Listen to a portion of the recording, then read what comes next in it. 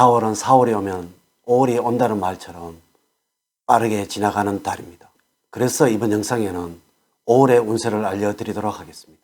5월의 61년 소띠생들이 가장 유의를 하셔야 하는 것은 강박관념으로 인해서 정신적으로 스트레스를 받고 있는 일에 있어서 계획한 방향으로 나가지를 못하고 엉뚱한 방향으로 전개될 수 있으므로 긍정적이고 낙천적인 자세를 가지는 것이 필요합니다.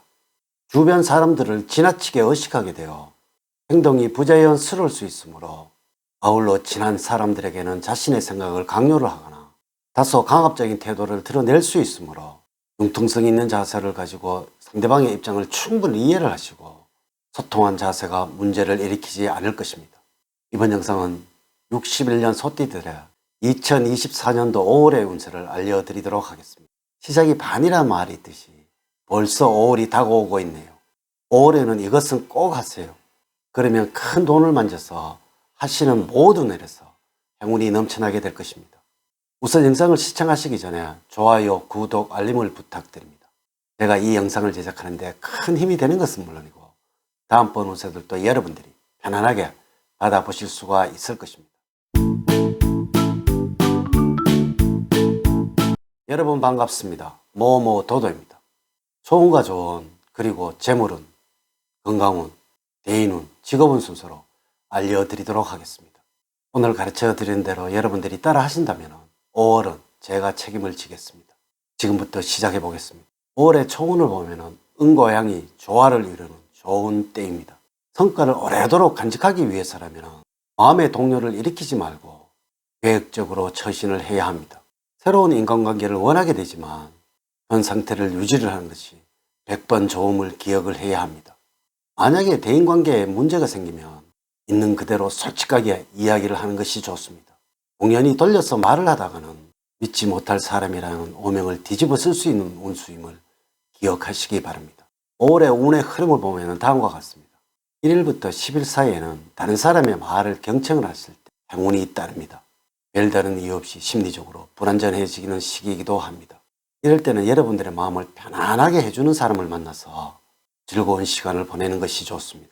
한편 마음이 불안전하다고 해서 주어진 책임을 게을리해서는 안 되는 시기입니다. 11일부터 20일 사이에는 신체적으로 활력이 넘칠 뿐 아니라 갖가지 행운으로 즐거움이 넘쳐나는 시기입니다. 당장은 실행을 할 수 없다고 하더라도 조금은 큰 계획을 세워보는 것이 좋을 때입니다. 21일부터 말일까지는 부족했던 부분을 보충하기에 적당한 시기입니다. 특히 현재 무언가를 배우고 있는 분이라면 일치월장하는 시기입니다. 그러나 갑작스러운 진로 변경은 좋지가 않습니다. 또한 업무가 손에 잘 안 잡히고 이런저런 잡념이 드는 시기이므로 마음을 잘 추스려야 합니다. 올해 조언을 말씀을 드리면 지금보다 넓게 보고 멀리 바라다 보는 시야를 갖는 것이 중요할 때입니다. 몸을 쓰거나 움직이는 일로 하는 것은 좋지 않고 몸을 써서 활동을 해야 하는 경우에는 중도에 흐지부지 되는 경우가 많을 것입니다.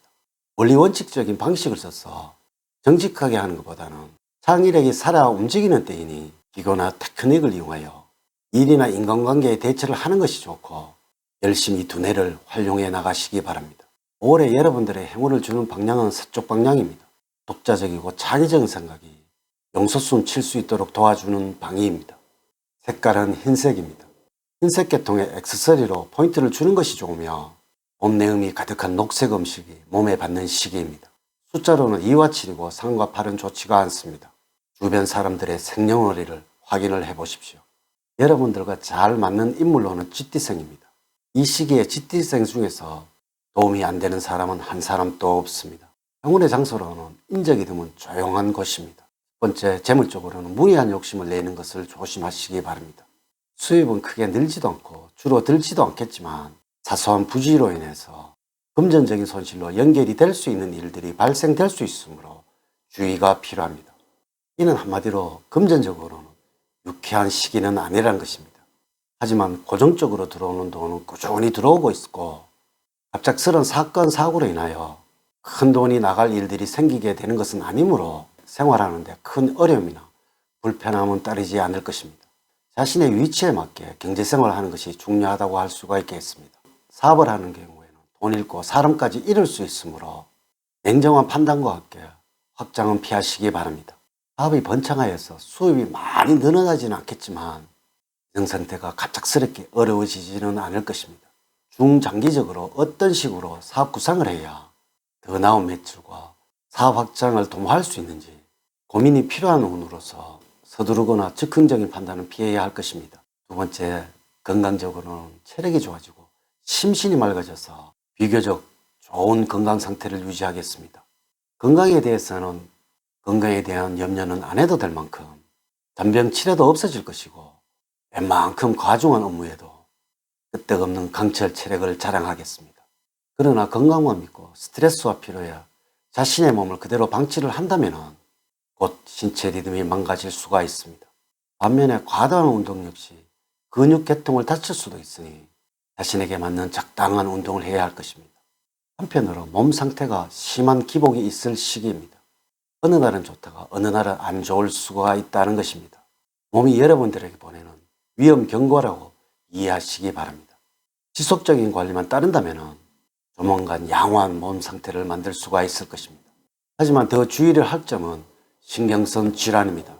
스트레스를 받는 일이 있다면 마음을 여유롭게 가지시기 바랍니다. 세 번째, 대인관계에서는 도움을 주는 사람들이 있고 적재적소에서 도움이 나타나는 시기입니다. 가족과 관련해서는 여러분들이 충분히 해결을 할 수 있다고 생각을 해서 가족과 상의 없이 진행했던 일들이 문제가 됩니다. 이는 가족에게 근심을 가져다 줄 수도 있다는 것입니다. 여러분 주체적으로 일을 진행을 하는 것도 중요하지만 가끔씩은 가족과 함께 자신의 문제를 상의를 하는 것이 필요합니다. 네 번째, 직업적으로는 주변 사람들과의 관계를 통해서 일의 능률을 향상시킬 수 있는 시기입니다. 그러므로 같이 일하고 추진을 하는 사람들과 화합을 하도록 노력을 하시고 여러분들이 참여할 수 있는 모임이 있다면 그곳에 참여를 하셔서 사람들과 정보를 교환하시기 바랍니다. 이를 통해서 더욱 발전된 모습을 가질 수 있을 때입니다. 한편 구직자라면 우선 어느 직장에 취직할까 그것을 망설일 때입니다.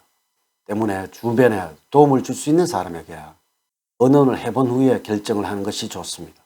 이렇게 제가 2024년도 5월 61년 소띠들의 운세에 관해서 말씀을 드렸습니다.